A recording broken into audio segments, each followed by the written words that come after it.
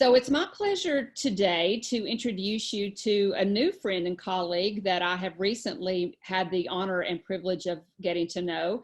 And her name is Sarah Bergakker, and she is a nurse anesthetist and the founder of Mooxli, which I will let her share a little bit more about that with you and her roles within those two domains. So Sarah, thank you so much for joining me on the RN Prep podcast. If you will, just take a few minutes to share a little bit about yourself and the work that you do. Yes, absolutely. Thank you for your generous offer to join you today. As you were saying, I am the founder of Mooxli, and Mooxli stands for Move, Oxygenate, Live, and we brought that name together out of the desire to move our mindset, oxygenate our souls, and live differently as healthcare providers. And it was born out of my own personal experience and honestly sense of crisis after being a nurse and in healthcare for 20 years. I just found myself in this place where, because of a toxic work environment and increasing work demands and kind of all those factors that drive towards burnout, I found myself in this place where I just felt like I don't even want to do this anymore. And thankfully, I had a lot of loving people around me in my life at that time. And I had space to pause and breathe and reflect. And one of the first kind of soul searching questions I asked myself was, wait a second, I had my first nursing diploma as an LPN since I was 18. And I was like, I've given so much of myself to this. And as my friend and Mooxli facilitator, Joan, often reminds me, in nursing and healthcare, it's often, we didn't choose it, but it chose us. It's a calling.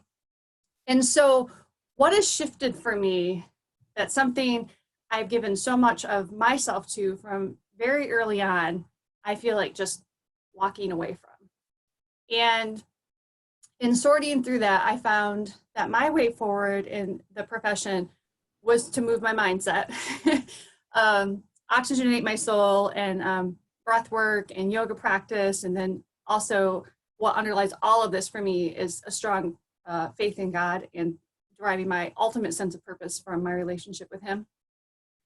And then living differently. And so I started to live differently as a person and a professional. And I saw so many people in my immediate specialty of nursing anesthesia, and then just across the board in healthcare, physicians, bedside nurses, nurse practitioners, struggling with these same emotions, and some ultimately walking away.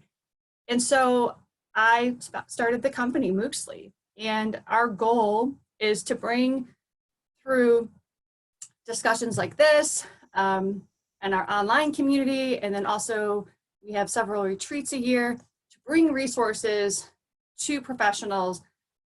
So ideally, they don't get to that crisis point. We sponsor several graduate students a year to attend for free. And then if they are burnt out, to take these tools to do some soul searching, to move forward that's consistent with what's in their heart and not the moment of crisis they're feeling.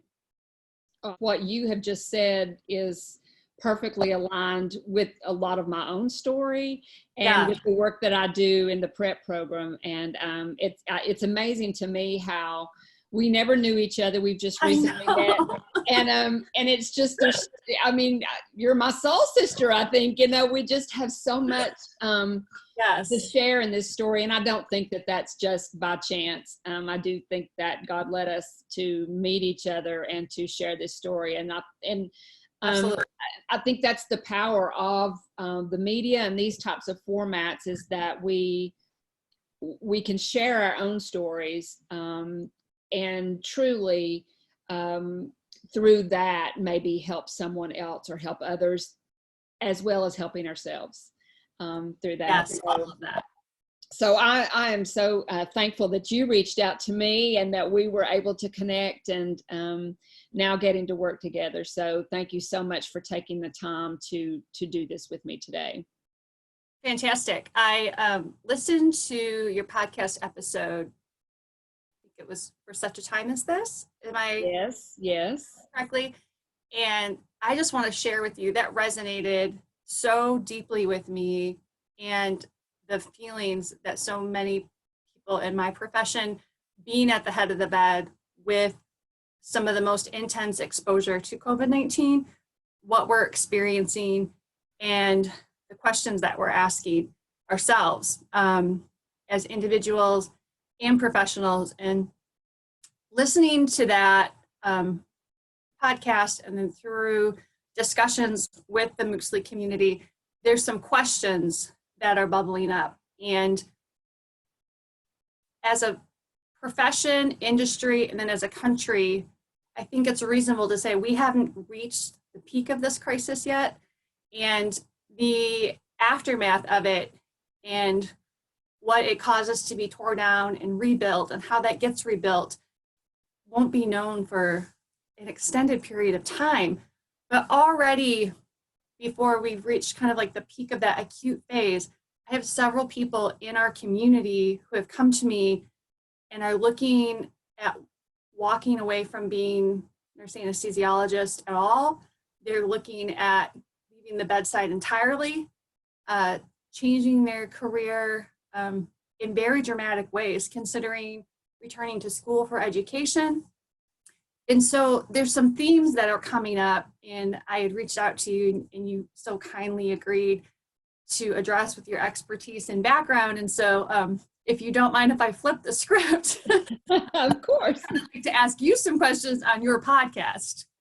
Sure, absolutely. I'm honored to be able to do that, and I'm pretty transparent. So I am happy to share anything that I can that may be of benefit to others. And I do appreciate your kind words about that podcast on liminal spaces. That was something that that was a personal journey of my own, as I explained in that podcast, kind of a long journey, and centered around the verse in Esther 4:14, for such a time as this, and really, truly my own desire to find meaning in times of extreme adversity, and to truly learn from that, to more or less live my research, what I was talking about, what I was preaching.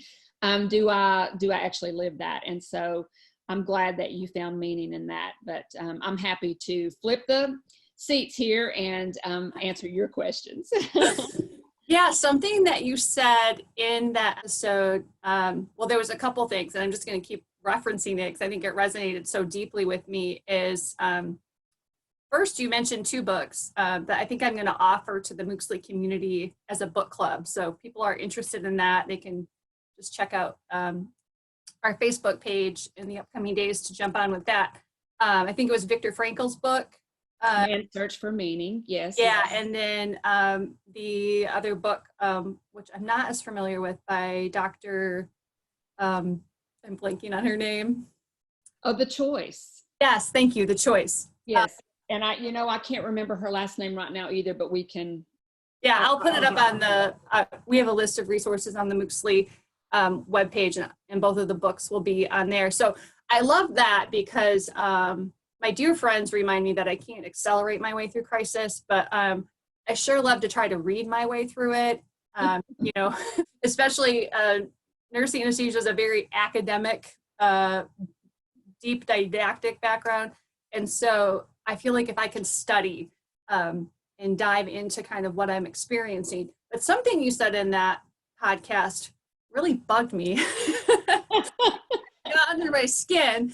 And you said you cannot go through crisis or challenging times, and paraphrasing, without it changing you. And I didn't like that because I'm trying to get it to be more and more of who I was in the past, like the old me, but still there's a tendency there in crisis to just armor up, put my, nose to the grindstone, and just like tell myself this narrative that I can just power through this, and when it's done, it's done. And I've had enough life experience and kind of that point of crisis that I referenced to know that that is not a realistic way forward. But my internal reaction to you making that statement showed how much of my hardwiring I still want to let that be. And so some of the questions I want to ask you is if we have to be changed by this, which absolutely we will be, how do we guide that change and open ourselves up to it being positive?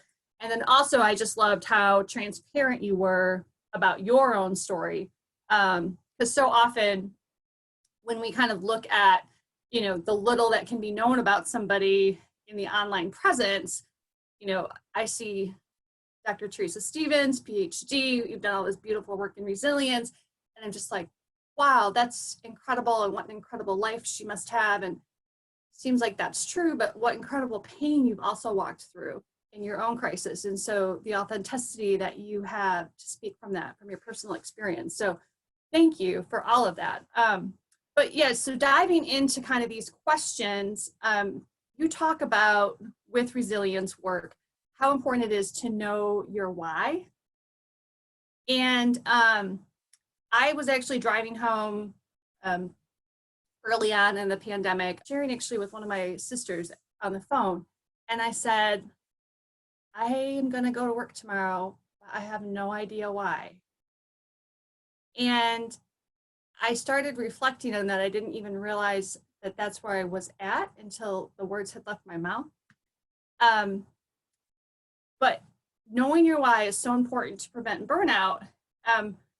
And many people are having that same experience of myself, of our why is being challenged or it's shifting in this pandemic, or our previous why doesn't necessarily align with our current working circumstances. So I have a twofold question.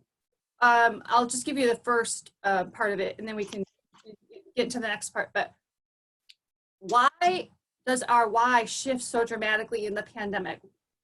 What changed? Like, why was my why January 1st? It feels, I don't even know if inadequate is the right word. There's just so much to work through, but I don't know the specifics of my why in this pandemic. And so what I've shifted to is knowing my won't, which are my boundaries. Yeah, and you've brought several really good points. And what I have learned through this whole process, and you know, my own experience, and then working with others, and especially the work that I do with Holocaust survivors, you know, and looking at the why, I've come to realize that there's the big why, the capital W-H-Y, the big why. Why are we here? Right. And then there are the momentary whys. The ones sometimes we have to find. So, you know, so for me, the search for the big why, you know, took some time. And you mentioned earlier your, you know, your why, your purpose. And, you know, for me, my question was, in the midst of a lot of struggles, why am I even here? Yeah, absolutely. You know, what am I supposed to do? What is the real reason, the purpose of Tese Stevens? You know, the big why. And that was a lot of soul searching for me, and a lot of praying, a lot of talking to people, searching, you know, through the scriptures.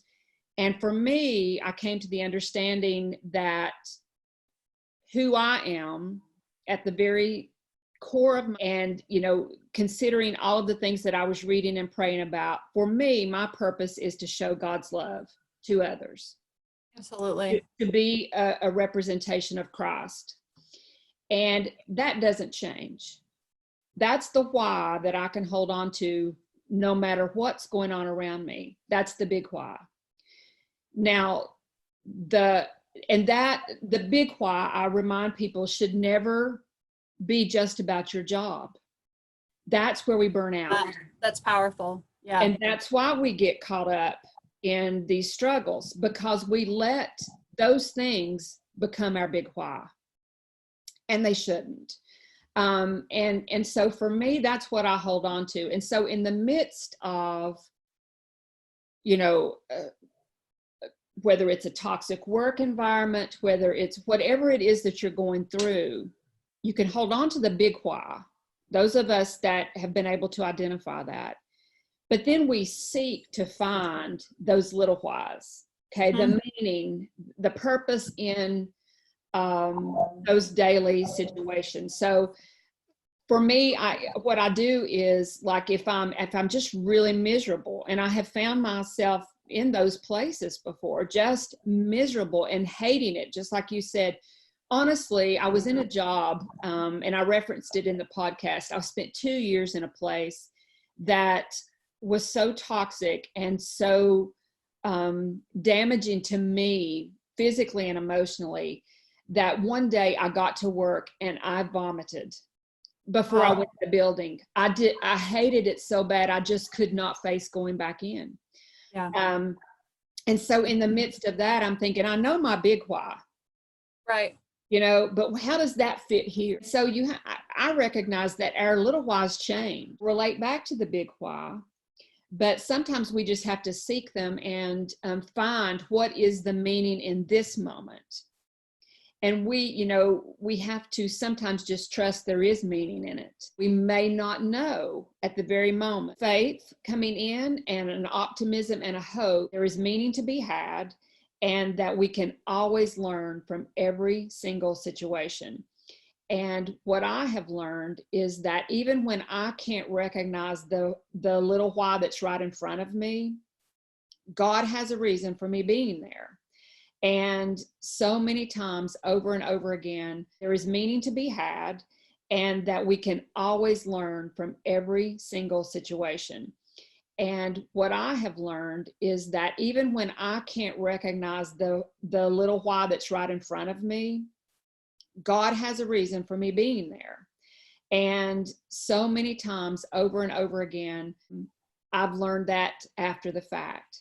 I'll tell you one small story. I was an ED nurse for many, many years. We had a gentleman that came through. He was homeless. He was an addict, and we had seen him several times. And, people began to label them as the frequent flyers. And, Absolutely. you just kind of get more of a harsh, distance, kind of cold.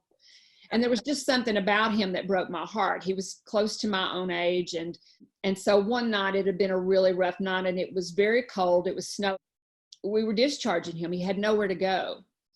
And so I found a shelter that was able to take him. I had to pay his way there. And so he was inebriated when he left. So I didn't really recognize that he knew what was even going on, but he was in a good enough state that we could discharge him.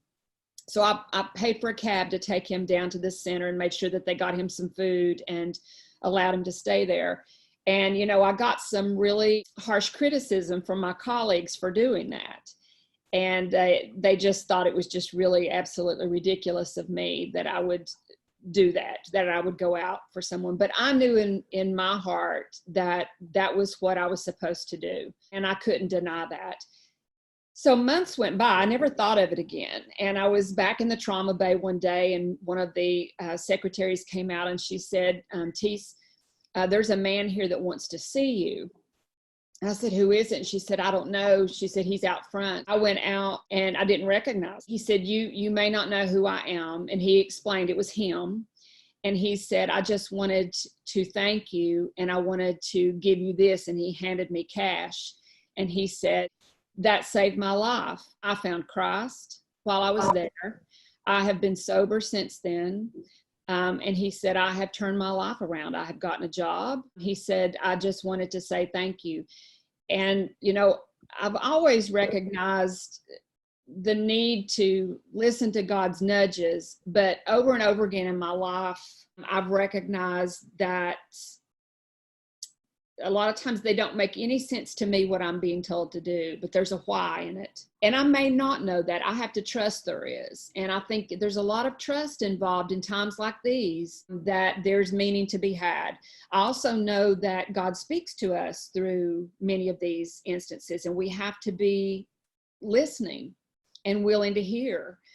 For those colleagues of yours that have been put into, a real liminal space of just waiting it out, maybe he's changing their path. Yeah. And maybe, he's redirecting.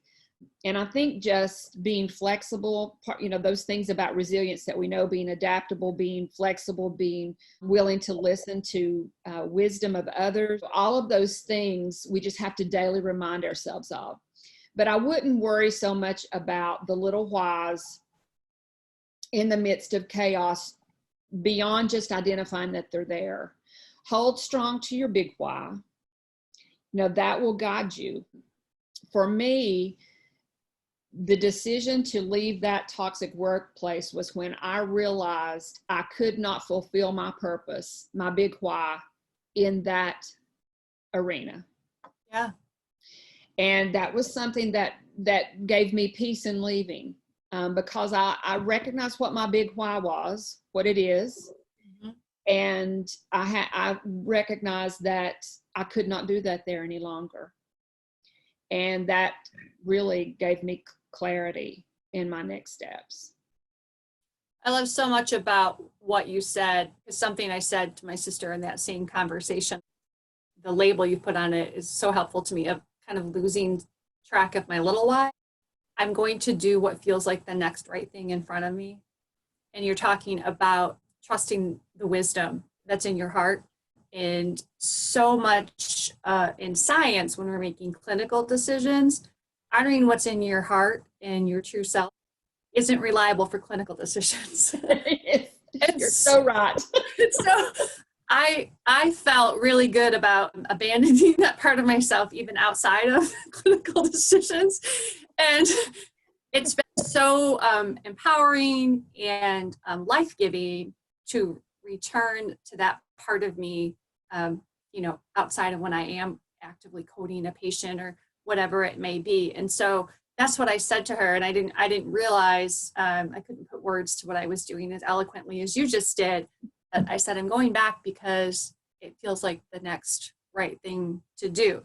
And I think you already answered kind of the second part of that question. And that was, how do you find your new why in the middle of a pandemic? And you answered that so beautifully.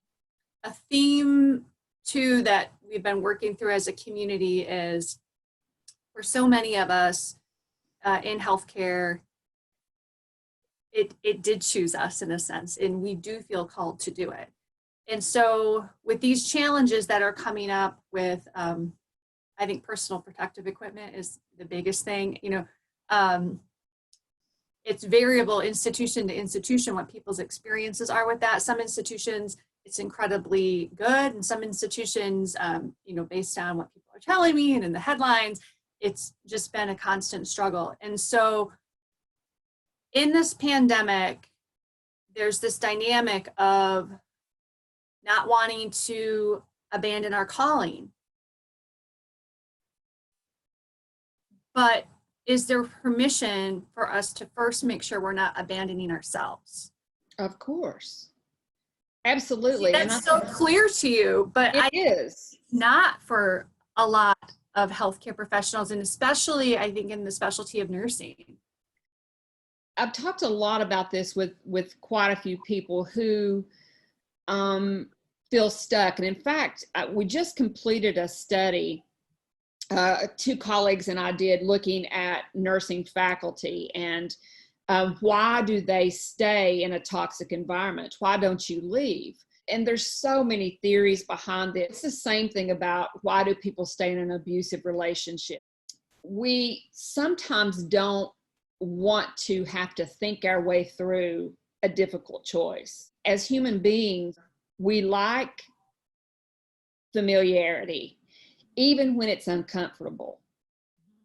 And human nature causes us to choose what's familiar over the unfamiliar, just because there's risk involved. Even when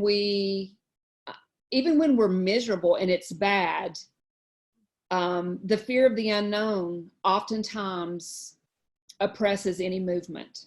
And so we act as if we're prisoners. It's like bondage that we are tied, we're chained down, but it's of our own making a lot of times.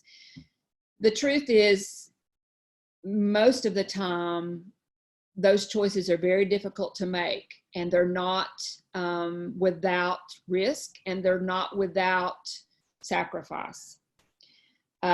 And so we don't make them sometimes, and we choose to stay. I've always been a bit of an outlier and a boat rocker, and I don't really like rules, you know. Good company. Yeah. And I don't like anyone telling me I can't do something, you know. Yeah. And so I'm just really kind of headstrong in that way, much to the chagrin of my parents. I think I probably gave them every gray hair they have. But I believe we can always choose, and how we view a situation and how we respond to it. It only comes up to us, but we can absolutely, in the midst of a pandemic, maintain some sense of that purpose. Tug and pull of feeling like we're abandoning our calling. Yeah. Also, there's this abandonment of self that would have to happen for us to stay serving in the capacity maybe people had been in that setting. And I think as you were talking, I was thinking what sums this up so well, and what I'm hearing from you is this doesn't hold water for you. The whole, like, just this blanket statement, no matter what, you signed up for this. No, I don't believe that at all. And I believe that it definitely is a calling for many of us, and we can be true to that calling, but we won't be able to fulfill that calling in every setting. Yeah, that's a good point of clarity. You know, I tried too many times to fit in places that I did not belong. And we're not meant to fit everywhere. Yeah.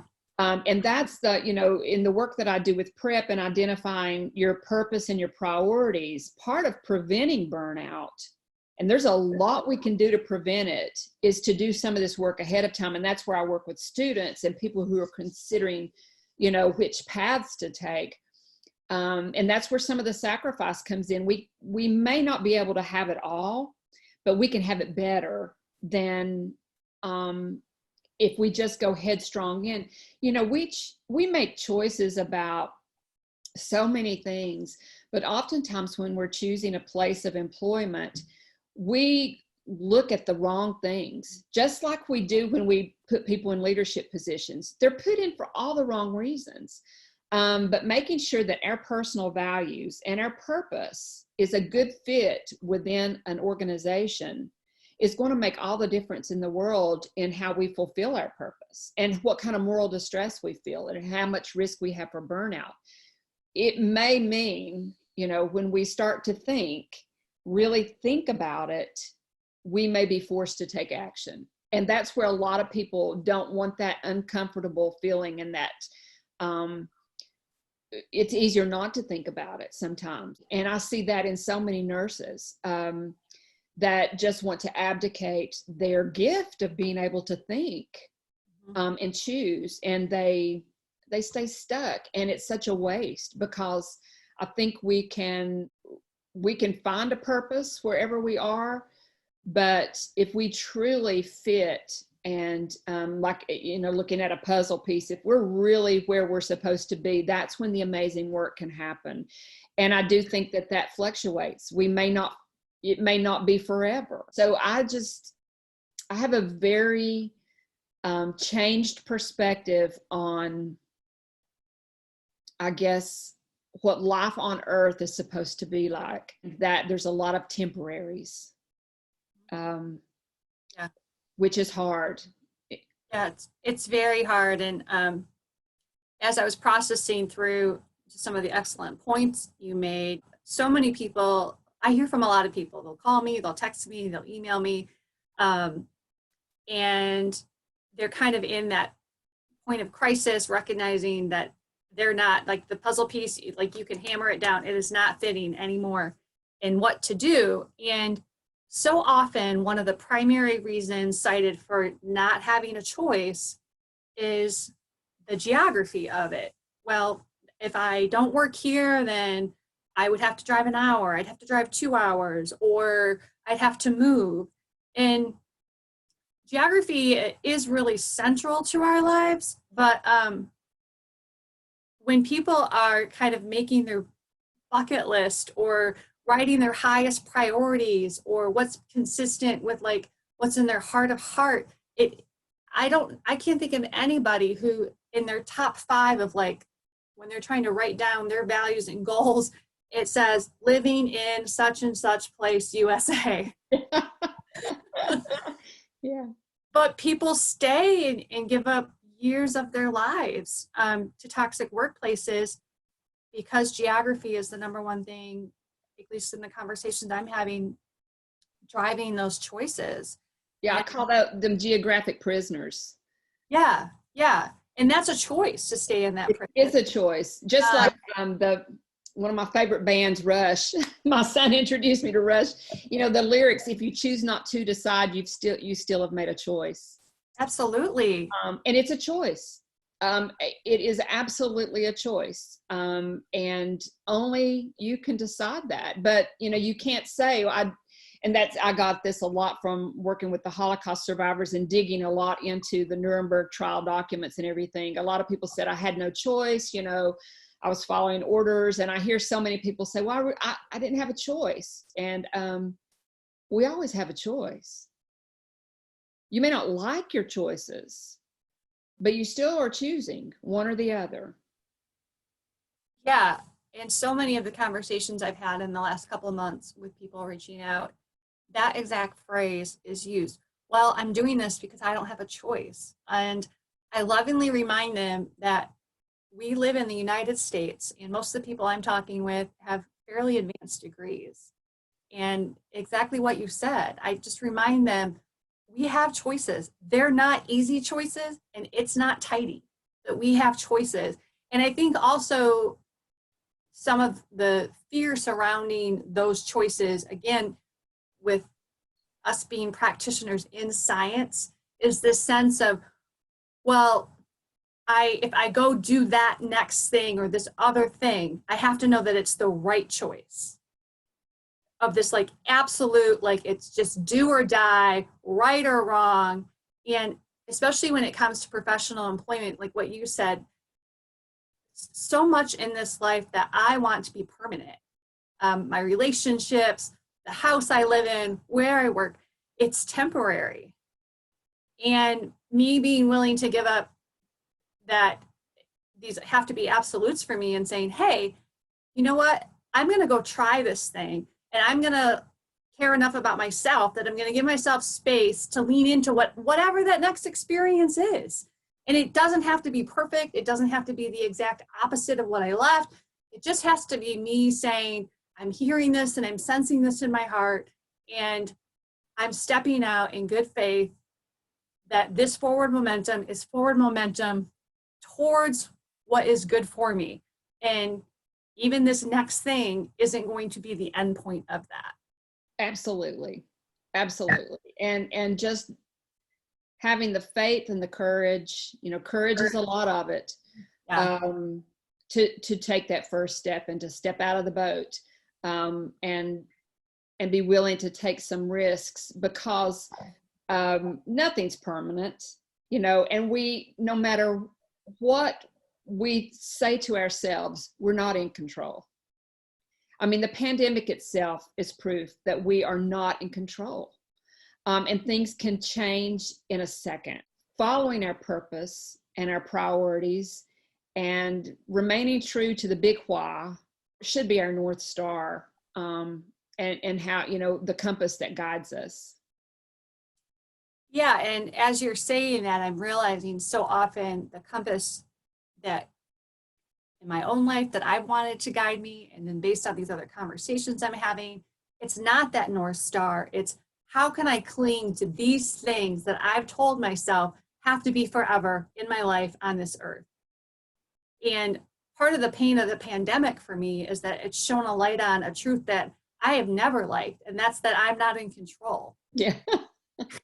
And being forced to acknowledge that in my daily living. I mean, I'm just saying to myself so many times a day right now, this is so uncomfortable.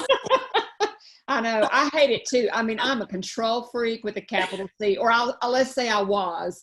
But, you know, those life instances that you mentioned earlier really forced me to see that I'm completely out of control. But, you know, realize that it's kind of freeing.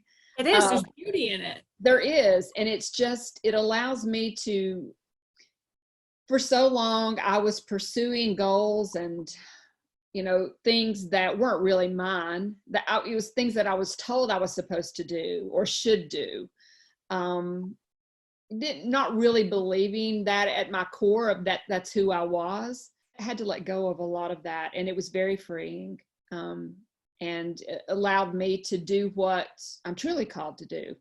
I mean, the podcast itself would never have happened. Powerful. None of the stuff that I'm doing would have happened if I had followed the rules or followed what people expected me to do. And it all happened because of disruptions in my life. It frees up to say, well, I'm going to do the next wise thing in front of me that's consistent with my big why and smaller whys. And then I'm going to trust that whatever momentum that creates, I'm going to keep moving forward. We make mistakes and we may make bad choices, but that doesn't limit God. You know, he still uses them. I've made so many bad choices in my life and made huge mistakes, but he's managed to use them all. And, you know, it hasn't kept me from fulfilling my purpose. Mm-hmm.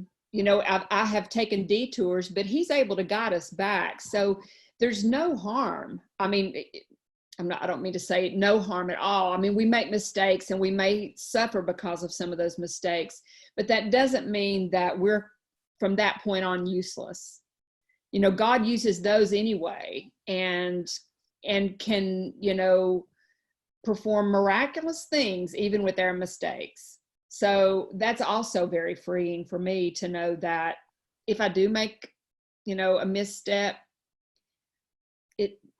God still is in control. Yeah, the choices, especially we make when we're trying to honor good intention and the passion that he's put in our hearts in life. I was just reminding a friend of this week. Those choices are not so powerful to remove his hand off of us. Exactly. That's exactly right. And that is so freeing again, that again, you just take that next step and you can see, I mean, there's so many stories throughout the Bible where people that were even kind of adamant of walking the opposite direction. It's just all about redemption and grace. It is. And the fact that the beauty that comes out of those things oftentimes, and that's resilience too, is the growth through adversity, but beauty for ashes. And I'm thinking of my own events now, you know, that you just think there's nothing good that can come of this. Yeah. But amazing things do. Yeah. And usually to benefit others. Yeah. Because that big why is ultimately to bring glory, right? That's exactly right. A dilemma kind of about employers and choice again that's coming up is we have practitioners in the Mooxli community who have worked for health systems and maybe have had great experiences, been their favorite place to work. But boom, a pandemic hits, and the hospital's response to the pandemic maybe has not been as strong as it could be. Maybe these practitioners felt like, you know, in whatever hospital anywhere USA, that they didn't have the protection they needed. They still don't have the protection they needed. And so that is creating a sense of moral dilemma. And we're seeing that again all over the headlines where nurses are literally walking in to start their shift, seeing what the, you know, environment is for protection, and without assuming care of patients, saying, you know what, I can't, this isn't tenable for me. And so for people that have had that experience, and maybe some of it has been corrected in real time, I'm just wanting to talk through, even if the institution handled it the best they could have, how do we go through this intense time in our workplaces where we process these extremely intense moral dilemmas, and then on the other side, maybe if we felt like we weren't taken care of, we weren't protected. Again, without abandoning ourselves, without abandoning the profession, what's our way forward? Especially in healthcare, we just need to be reminded that you have choices, and kind of give people permission. Is it okay to wait and see what your institution does going forward? Yeah, absolutely. And there's, it's very individual.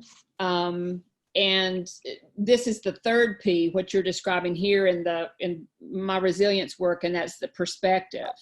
Okay. And really looking at your purpose and your priorities, but putting everything into perspective. And so we want to strive for an informed perspective, and recognizing that we may not have all the information right in front of us. So part of that is increased awareness and increased knowledge about what are the facts, and so that's going to vary from institution to institution. And a lot of times it's going to depend on the leadership of the institution. What are the constraints that you have within that? You may be in an institution that's extremely innovative and very much committed to their values, and willing to adapt and change, and the leaders have that growth mindset and that outward mindset. You may also be in one that's not like that at all, that's just stuck in Jurassic Park, and that where all the dinosaurs have gone to stay and survive out the rest of their life. So you have to look at it individually. So when I talk about perspective, I look at it from two sides: situational awareness and relational awareness. Okay. So the situational is getting all the information about what are the facts related to the ability to change, the adaptability of the organization. Is there a chance to look at the history of the organization? What have they done in the past? How have they responded? What have the actions been to date during this pandemic? Have they quickly adapted and been willing to make adjustments? Or have they tried to do with the way they've always done it? And look at the leadership styles of how they've done that. So you really have to evaluate it. Again, it's using our brains and really thinking through this, and comparing that and looking outside your own institution and comparing and contrasting how your place of employment has responded in comparison to others. Are they remaining relevant? Are they, doing what they need to do to quickly adapt and move forward and to take care of their employees and to respond appropriately? And you'll see wide variation. I mean, it doesn't take much. Just looking at the news, you can see how different places have responded. You have to be willing also to go into this with the mindset that I may be forced with the decision about changing my mind about some things. And, am I willing to accept the fact that maybe I'm in the wrong place? And, you have to do that before you ever start that assessment. So that would be situational awareness, really getting that informed perspective about what are the facts about this situation, and do it very logically. The second is relational, and that's more personal. And that's looking at your purpose, your personal priorities, your values, your ethics. And if you're looking at specifically this pandemic, the things that have occurred and may occur, from this point on, how does that mesh with your own sense of purpose and values? Were you uncomfortable with things that were done? And we may be uncomfortable, but I'm talking about extreme moral distress, Absolutely. And were things done that were wrong, ethically, morally, legally? Is this, what do you see moving forward? Is this just a continuation of patterns of behavior that you've seen all along, or were these extreme situations? And, we can't just go into this emotionally and trust, that because our emotions are all over the place right now. Yeah. But we have to logically look at it. And so getting that informed perspective is on us. That's part of where the choice comes in. If we're making a decision or we're making a choice, it should be informed. and gathering those facts and that information. It shouldn't just be a knee-jerk reaction. We want it to be a response. And making sure that we have all of that information and just evaluate it on an individual basis and seek out mentors, you know, and talk about, is this consistent with what went on in your organization? How did, you know, your leadership respond to this crisis? And what does it look like moving forward? And again, recognizing that, you know, if you do believe in God's guidance and providence, maybe this is the time where he's guiding you to see some things, that it's time he wants you somewhere else. But it could also be a time where you say, this is the time for me to really show this purpose here. You know, this is an opportunity to be a part of the change and moving forward. But I don't think we should ever just be passive in this process, that if we do decide that we're meant to be here and there's change to be had, and we recognize the needs for change, to be a part of that process and to step up and have the courage to take an active role in some of those processes. If you're going to be there, be a part of it. So what I'm hearing just in that last thing that you were saying is like passive disengagement is not a growth mindset way forward to stay somewhere. It really isn't. You know, disengagement is a sign of burnout. Mm-hmm. And you're not as effective when you're disengaged. Absolutely, yeah. And that would be one good clue that maybe you may need to move on to regain that energy and regain that sense of commitment and drive and purpose, that you're energized to do that. Because we know from the evidence that people who are showing signs of burnout, you know, the three signs of burnout are emotional and physical exhaustion, cynicism, which is that disengagement, and decreased productivity. The three go hand in hand. So I don't believe that it's within God's will for us or our purpose to be that disengaged, uncommitted. And, you know, I think we should be giving our best to what we're doing within some boundaries, you know, still remembering that that's not our big why, but that we're called to do that. And if we can't do that there, that's where I recognize fulfill my purpose in that arena for multiple reasons, then maybe he's leading us somewhere else. Yeah, and having the willingness to shift the mindset of it doesn't have to be a negative thing to be moved on and to be gently kind of pushed along. Not at all negative. Yeah, it can be powerful and freeing. And I was kind of chuckling to myself because, like I said, your comment you made about not being geographic prisoners really stuck with me because honestly, that was a really new idea for me. And I've already seen it happen. I'm in multiple social media groups that are, you know, specialty specific. And there's a list. Okay, guys, share your experience. Whose employer is just absolutely out there just rocking it for their employees in the pandemic?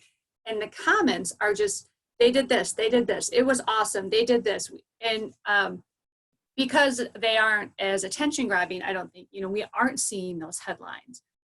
There's a lot of beautiful things coming out of this. And I see comments on Twitter all the time, between nurse Twitter and med Twitter. Those are kind of like little sub divisions of Twitter, but people talk about that are especially young in their careers or looking to change a job. One of my first questions to the people that work there will be, how did your employer, how did this institution treat you and the employees during the pandemic? Yeah, absolutely. And I'm so glad you brought that up. I just recently did an article exactly that it was kind of a letter to employers and leaders, and that you will be remembered as a leader for how you responded right now. People are paying very close attention, and absolutely. people will make decisions about their employment based on your response right now. Especially, you know, regarding the telework environments. I mean, I've been a remote worker for almost 10 years. And my current employer, when I first came, that wasn't an option. So I had to relocate with, you know, the understanding that eventually, you know, that might happen. And because I was willing to negotiate that and make that sacrifice. But when it came, you know, when the time came, the negotiation happened. And, you know, I recognized I do love working here. I like this, but I want to work remotely. I want to go home, you know, and not do this back and forth. That was not a sacrifice I was willing to continue making. But I also recognized that it was their decision. And, you know, I had to rank my priorities, and my priorities were with my family and with, you know, where I wanted to be as a person. And it may have meant giving up a position that I, you know, valued in order to do that, which was a very hard thing to do at the time. But it worked out, and they agreed to let me go fully remote. And so I did that in December. And, you know, but I had to be ready to step down. But there aren't easy decisions most of the time when we're talking about career move. You were just talking about that choice that you made recently with saying, hey, this is what I need for us to move forward in a professional relationship. If they had said no, what I'm hearing from you is that would have been a really difficult thing. But what I've learned is if they had said no, then you're standing there looking at the next thing that's in front of you, knowing that you honored yourself, which is life-giving, as opposed to staying in a situation that's completely inconsistent with your needs, which is soul-sucking. And I love what you say about Jurassic Park. Like, I don't want to be one of the dinosaurs in Jurassic Park. Exactly. That's exactly right. You know, and recognizing that, you know, I've been in the place before where I made a bad decision and made the choice of the job over my priorities because I thought that's what I was supposed to do. Right. I was following other people's recommendations and what they were choosing to do and what someone with my credentials, you know, should do. And I hated every single minute of it. Miserable. My family was miserable. Yeah. It was awful. And, you know, and I thought, that's not who I am. It's not who I want to be. Yeah. And I don't fit in this role or in this, you know, pattern of being. And so, you know, a lot of that, you know, has just come through learning to being comfortable with who I am and that I'm different. I always said I was an outlier, but this is my statistical joke. I'm not an outlier. I'm just in the wrong distribution. So, you know, I had to find the right distribution of where I fit. And I'm not an outlier within that group any longer. So, but it's hard work, and when you cross that line and decide, okay, I'm going to really look at who I am. I'm going to figure out my priorities. I'm going to figure out my purpose. I'm going to obtain an informed perspective. Then that's when the fourth P comes into play of personal responsibility. And that's where you think and you make decisions, often very hard decisions. And you have to consider all that, and you don't just abdicate the responsibility and your right to make those decisions. Thank you for being an outlier and then finding your distribution. And, my experience is you're not an outlier at all. It's just you're willing to live out loud and with your voice the truth that so many of us are holding inside of us. And I think this pandemic has shown a light on, it's given awareness to people that didn't even know that that was in them. And they're going to need a lot of support of the nature that you have expertise to give in the upcoming months. I think the biggest thing for people to realize is they're not alone in this at all. And one of the hardest things and the saddest things about burnout, specifically burnout that comes from moral distress, which is what most nurses experience, is that it's very isolating. You know, when we experience a disaster, and you can see it right now during the pandemic crisis, when it's like a disaster or currently going on, people come out in droves to offer support. Mm-hmm. And everyone wants to help. I mean, you think about hurricanes, earthquakes, whatever it is, a natural disaster, it brings out the best in people and that nature that people want to help others. Moral distress does the opposite. If we're in a toxic environment, or we're in a place where we're having, we have a toxic leader, or we have really bad work environments, people are terrified to step out and show support. So for the person that's experiencing those moral dilemmas and that moral distress, they feel completely alone and terrified. Yeah. And they feel abandoned often by their colleagues or their friends, because those colleagues don't want to be tainted, especially if it's an environment where there's a lot of fear, and there's fear of retaliation, which is a very real fear for many of our colleagues. I've experienced it. There are real cases where if you step out of line, or you are perceived to have stepped out of line, you'll lose your job. Or, you know, you may suffer other consequences. So people withdraw. They don't want to be affiliated with you. It's a stigma to be seen with you or to talk with you. And I see this so many times. And so the social support that we normally rely upon during times of adversity, which is a very strong protective factor in resilience, we don't have access to often. And it's devastating. And I fear that many of the suicides that we see within healthcare professionals, not just during this pandemic, but even prior to this, we knew that nurses and physicians had a 50% higher rate of suicide than any other profession. But I truly believe it's because of the isolation and the feeling like they are alone in this and that they can't seek assistance. Yes.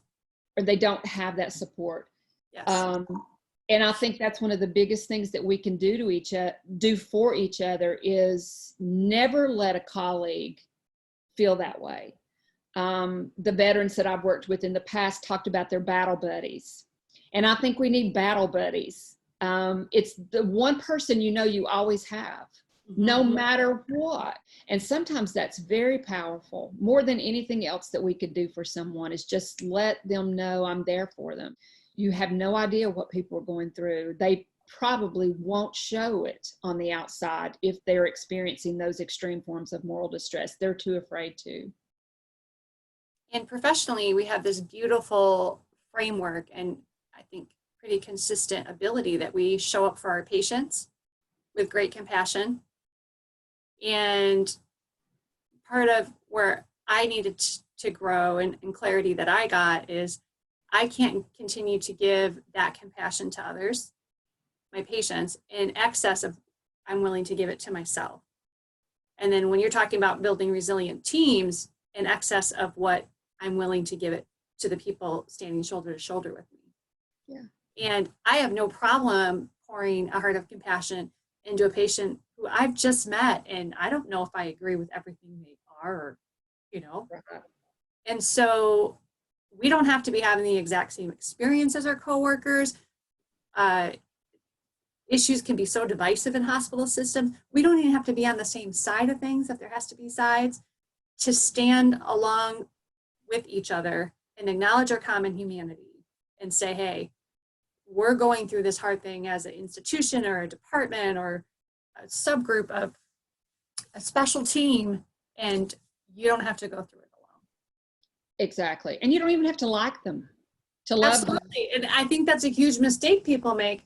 But you were talking about, I did 10 years of emergency nursing before I went to graduate school. So you're talking about that frequent flyer that people are like, meh. towards and like, oh, here comes so-and-so again, or, you know, the ambulance calls in and gives you initials and you know exactly who it is. Yeah. Oh, here we go again. Yeah. Consistent with my why, I had no problem showing that person compassion. Right. And I don't support really any of the life choices making Exactly. in that moment, and that brought us together again. Yeah. But it wasn't foreign at all to me just to come alongside of them in compassion and even, you know, order the meal tray that I knew exactly that they liked, or whatever sandwich they always got out of the central fridge. And the willingness, and I have to grow in this area too, the willingness to come alongside colleagues that are in distress and maybe aren't making great choices. Substance abuse is a huge issue in the specialty of anesthesia. And the willingness to say, hey, I'm here. I'm next to you. You're not alone. And that the word courage has come up over and over today in what you've shared, and having the courage to do that. Yeah, and I call it, I've come to call it compassionate courage. Saying what needs to be said oftentimes is very difficult, and we're often put in roles where we have to have those very difficult conversations with people, just like you mentioned with substance abuse or whatever it is. But pairing that with compassion and genuine concern for them as a human being. You know, you may not agree with their choices, you may not even like the person, but recognizing they are a human and that we're called to care for them. Yep, absolutely. As a human being. And making sure that we have that settled in our mind before we even engage in a conversation, so that our tone and our the words we choose to say, you know, I just pray that that's reflected. And oftentimes I'll say, this is very difficult for me to say to you, and I may not say the right words, but I hope you know where it's coming from, that I do care about you as a person, and that's exactly where it's coming from. And I want this to be beneficial and helpful to you. It's not to hurt you in any way. And it's usually very well received. But I have to make sure I'm genuine in that, you know, and that if I just really can't stand that person, if they're one of these people that just pushes my buttons, I have to have a little conversation with myself first to get myself to that mindset before I can even go there. Yeah, Brene Brown talks about, when you're dealing with conflict, about getting to a place where you can have that discussion you were just saying, sitting on the same side of the table as the person instead of across them. I love that. I was talking with a trusted friend about a professional conflict I was dealing with, and they said, well, can you have that type of discussion you just talked about with, I said, I'm not only on the opposite side of the table, I still have a loaded gun. Like, I have a lot to do. It's metaphorically, but I have work to do before I'm willing to lay down arms, get up from my seat, walk around the table, and lovingly sit beside them. But that metaphor for me has been very powerful when I'm checking in with myself about my ability to have compassionate conversations. Yeah, I remember the first time, I love that example you just gave. I was dealing with a student, this was quite a few years ago, and he pushed every button I had. Yeah. I mean, in class, out of class, it was the student that when I saw him come through the door, you know, I would just cringe, just thinking what was next. And so I was having one of those difficult conversations with him in my office, and I had really been working on, you know, my attitude towards him, and it got really heated. And there, you know, I was really starting to feel my emotions get out of hand. And I asked him, I said, I need you to step out of the room for just a minute. And he said, why? And I said, because I need to pray before I say anything else to you. And he said, are you serious, Dr. Stevens? And I said, I really am. I said, just please give me about 30 seconds because I need to pray before I say anything else. So he got up and walked out and shut the door. And then he Yeah. came back in with the biggest grin on his face. And let me just say that it completely turned around that day. I mean, from that point on, we laughed about it. And I just told him, I said, I really struggle with you. And I don't want that to be the case. I need to understand you. And so from that point on, he changed and I changed, and we just met in the middle. But I just had to be really honest with him. I was not in that place yet.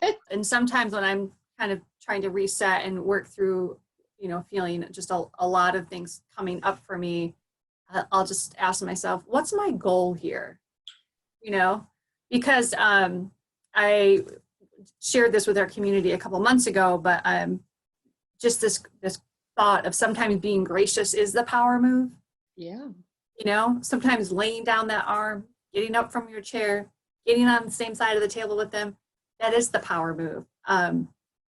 And then again, going back to our big why, I've been given so much grace. And so who am I to say nobody else deserves it? Exactly. And going right back to that big why, if my purpose is to show Christ's love, then it's not about me. Mm-hmm. And I have to remind myself that all the time, that it doesn't matter what my title is, what my rank is, what any kind of power that I may have, that really is irrelevant. Yeah. When I consider my big purpose, my big why. None of those things matter. And that was really the realization that why I would leave the place that I was at, because the role that I was in, the position I was in, I was not able to do any of those things, the constraints that were on me. Yeah. And my fear was that I would do more harm than good if I remained in that place. So it gave me clarity, but it also forced me to make a very difficult decision, but one I'm grateful that I did. Our industry is desperate for the information that you have, and the Mooxli community, which anybody's welcome to be a part of, gets a whole lot more of you come our fall retreat, which is the end of September. So I can't wait to have more time to, really delve into this, and we'll be at a different point in healthcare at that point with this pandemic. And especially, I think, in immediate trauma recovery, sharing our stories is so important. And so just the chance to come together and share our stories with the safety and expertise that you provide is, I'm just so excited. Do you want to briefly just tell a little bit about the retreat and maybe what goes on there for anybody that's listening that's interested? Sure, yeah. So our Mooxli retreats are typically like a Sunday night in and a Thursday night out, a Thursday out, or a Wednesday night in and a Sunday out format. So for our fall retreat, we're headed to the Feathered Pipe Ranch, which is outside of Helena, Montana. Mooxli, we have the entire facility. So it's going to be just us. It's at the foot of the Rocky Mountains.